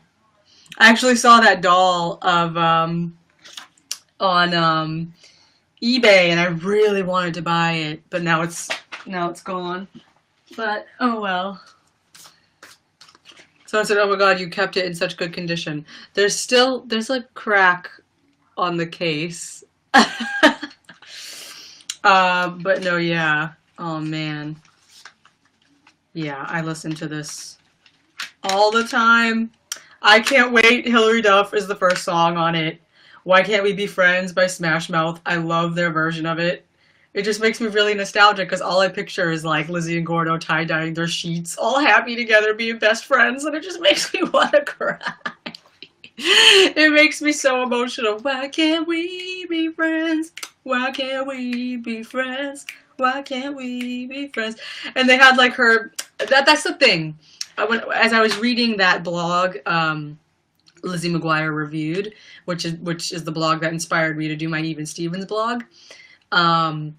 You know, like I've said before, she approaches the show from like a very negative bias, trying to point out a lot of the flaws in the show. And she said that like the pilot was such a strong place to start, and then the show kind of deviated from that and kind of became a little bit more materialistic, which is kind of true. And you know, and she said that like the pilot was more, you know, more pure. You know, just like it felt a lot more raw, sort of thing. And then I think that's another reason why it kind of makes me emotional, because she has like. Hillary does a little voiceover where she's like, so maybe I missed the defining moment of my adolescence, but maybe the defining moment is realizing that like something, like she says like some like nice final line, and like that song's in the background or something, and it just makes me like, it makes me emotional. All I Can Do by Jump 5. Are you freaking kidding? It's like I got nothing to do but think about you. I've got all the time in the world. If you look in my heart, you'll know from the start that it's all I can do not to think about you. Jam. Us Against the World by Play, of course. Why didn't I include Jump 5 in my childhood medley? I don't know. Irresistible, Jessica Simpson. That was used in the episode where Gordo got a girlfriend. ABC, Jackson 5, Everybody Wants Ya, S Club 7. Walk Me Home, Mandy Moore. That's the song that was playing when Lizzie had her first kiss. And I wonder how it would be. Remember? If I was your lady and you were my babe. I don't know what she says. What They Gonna Think by Fan 3, which I know all of the words to. My mom always thinks it's Aaron Carter, but it's not. But it's a really, really cheesy rap. Have a Nice Life by Dana Dawson. I actually found out that Dana Dawson died, the woman that sings that song. But that was played when they're at like one of their school dances. And Ethan Kraft is like dancing ridiculously to it. I love that song. Have a nice life, baby. A nice life, baby. I actually used that in one of my Walking Dead reaction videos. When my mom, it was when Negan threw that guy into the fire, and my mom was like, "Oh, it's only the top half of him," as if his bottom half was gonna go on and live. And so like I zoom in on him and I played like Have a Nice Life, baby. And that's from the Lizzie McGuire soundtrack. Oh my god. Yeah, so then of course I have my Lizzie McGuire movie DVD, which I actually didn't have this on DVD. I had to go out and buy it. I got it used, and then it was so crazy. I opened it and it's a freaking time capsule. It's like, for the first time on video and DVD, Lizzie McGuire. Oh my god. And there's like all these ads for like Kim Possible, The Jungle Book. Oh man. Just so, it's like a time capsule. Disney and MSN. Oh my god. Just crazy. So yeah, that. Then I also have this other one, which is just like 4 random episodes of the show that have to do with fashion. I don't know why Disney just never released all the seasons. But yeah. So there's that. I just saw this at a store and I just had to buy it. And then I actually do have the first half of season 1 on the box set, which was this is like the only real official box set that Disney has released. It's the first 22 episodes. So it's like the first half of season 1. Season 1 has like 30 something episodes in it. So it's like the greater chunk of season 1. It's just really annoying that they never released it, because it's like, come on, you know how many people would buy the rest of this? Please. I always get so mad because I will want to watch something, but I can only watch like, some of the first season. But I'm a criminal. I probably shouldn't say it, but I'm a criminal, and I was able to get like every episode of Lizzie McGuire from YouTube. People had uploaded all of them on YouTube, so I downloaded all of them on YouTube, and then I burned them on DVDs. I probably shouldn't say that, but I do own the entire series on DVD, but just not official, like an official Disney release, in nicer quality than, the low quality YouTube thing I have. And then I also have this Hilary Duff Backstage Pass DVD about Metamorphosis, her album. And I remember I put it in and I was like, oh god. It was like, in the studio, blah blah blah, and she's just lip syncing. I was like, well, okay, great. So I have that. That's all my Lizzie McGuire DVD stuff. Someone asked, where did I get it? I got it on Amazon. I don't know if they still have it. Let's see. They might still have it. I got it used on Amazon, so Lizzie McGuire. Lizzie McGuire Volume 1. It does come up, and how many do they have? Oh, well, if you want it, if any of you guys want it, there's only 3 in stock. Order soon. Only 3 in stock. So in case you all want it, it's more expensive. It went up. It's $44.99. When I got it, it was only like 21 bucks. Oops. But yeah, only 3 left, so I don't know if there's going to be any more of those released. And they do have the Lizzie's Room plush doll, which I do kind of want. And then there also is this like Lizzie McGuire box set 2, which is like illegal, sorry, that some guy made. There's a version of Even Stevens like it as well. And I actually, well, I have all the episodes of Even Stevens on my computer, like a criminal. And that's how I've been able to do my reviews, because you can't really find season 1 of, you can't really find it, on YouTube or anything, or at least in good quality. It's terrible quality, like, one of the episodes with the color all changed and in a small box in the corner and sped up and really low quality, like that's all you can find for season 1 of Even Stevens on YouTube. But pretty much every 6 months, someone is always re-uploading Even Stevens. Like, it's like really weird. Yeah. Like, sometimes all the episodes will get taken down, and then a few months later, a new channel will come up, and someone will have re-uploaded all of them. At least that's the good thing about Even Stevens, is that most of the things really are all on YouTube. At least, you can pretty much find all of season 2 and season 3 of Even Stevens on YouTube at pretty decent quality. But you just can't really find season 1, which is sad. Because in my opinion, season 1 is like one of the best. Yeah. So.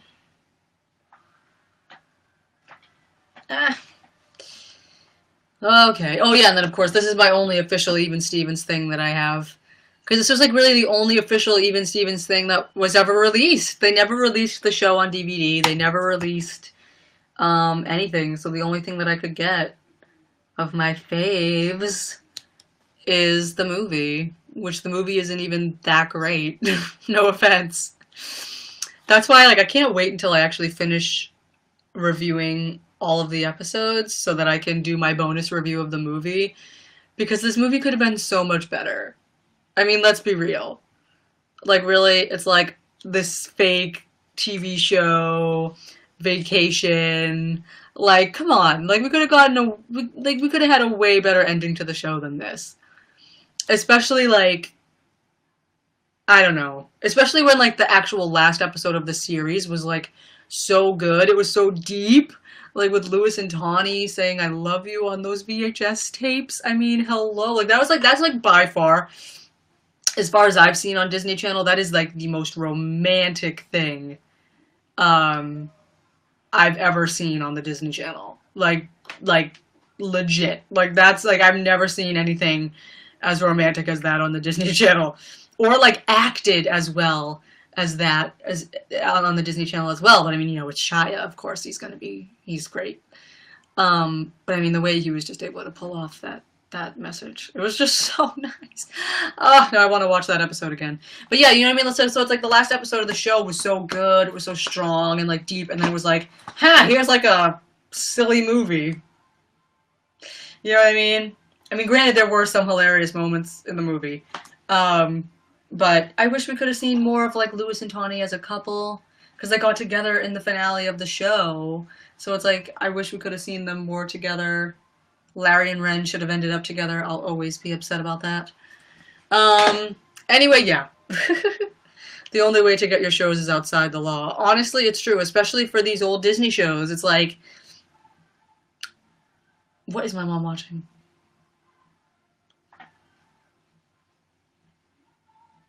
I have no idea what she's watching. Anyway, but no, yeah, it's true, especially for like these old Disney shows that you can't really find anywhere and they don't air them anymore. It's like, what are you going to do if you really want to watch them and you really adore this show and you really want it? Like, you're going to have to find a way to get it online somehow, you know? And that's why when like episodes of Lizzie McGuire were being taken down from YouTube, I was like, that's it. I gotta download all of them because I need to have them. I want to have them. So, yeah, but okay.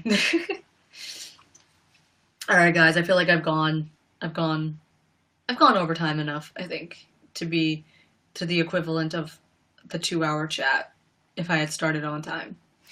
So my throat's starting to get a little sore. So that's usually the cue for me to wrap up when I start feeling like my throat's on fire. That's usually the time to stop talking.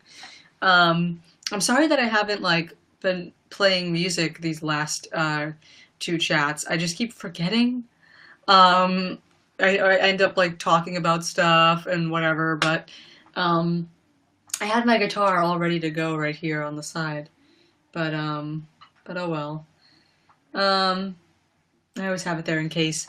So yeah, so thank you guys for watching. This was fun reminiscing about all these old TV shows again, and I actually have to do my Even Stevens blog for this weekend.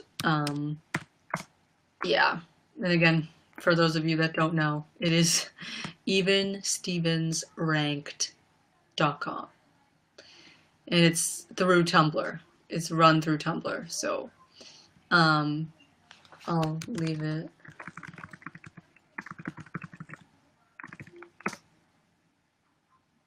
There we go. I just put it into the chat on YouNow. If you're reading from over there. And I will put it here.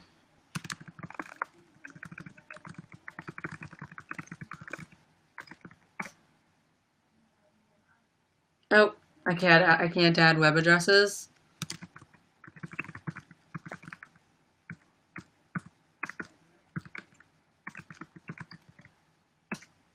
Nope, can't add web addresses. So it's just, okay, it's Even Stevens. There you go.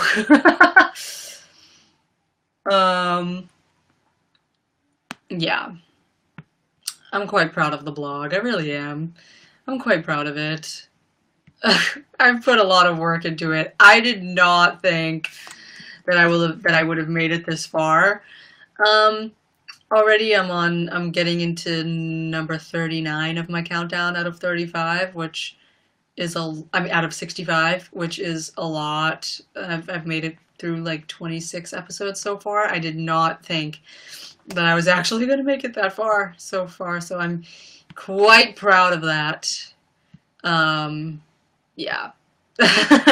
So I also have other social medias for the blog as well. So if you guys are nice and want to follow those, you can. The social media everywhere is just Even Stevens Ranked. So I have a Twitter, at Even Stevens Rank, because it wasn't long enough to fit ED, but the title was Even Stevens Ranked. I have an Instagram account, Even Stevens Ranked. I have a Facebook account, Even Stevens Ranked, where I just, post all the posts every week and some random throwback pictures I find of like the cast and stuff, which is kind of fun. Yeah, so that's kind of what I'm doing until I finish the show. So yeah, so it's fun. It's fun just looking back on it every week and just diving into episodes. But yeah, so thank you guys for watching once again. Check out my Titanic video if you haven't yet. It's on my side channel, Brie at the Disco, or just search for like, I know I've tweeted it and I put it on my Facebook fan page and stuff.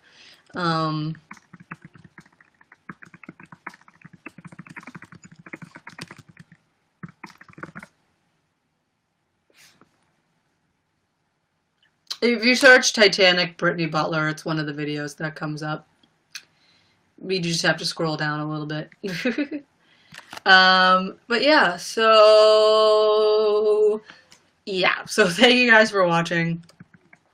It's always really fun. My throat is sore now, so like I said, that's my cue. So thank you guys. I will see you next week, and thank you to all of my top people today, which are Rachel Service, Salma Art 2014, and Dylan MCT1. Thank you guys so much. I appreciate it. These are always fun. And yeah, and I'll see you next week. Bye.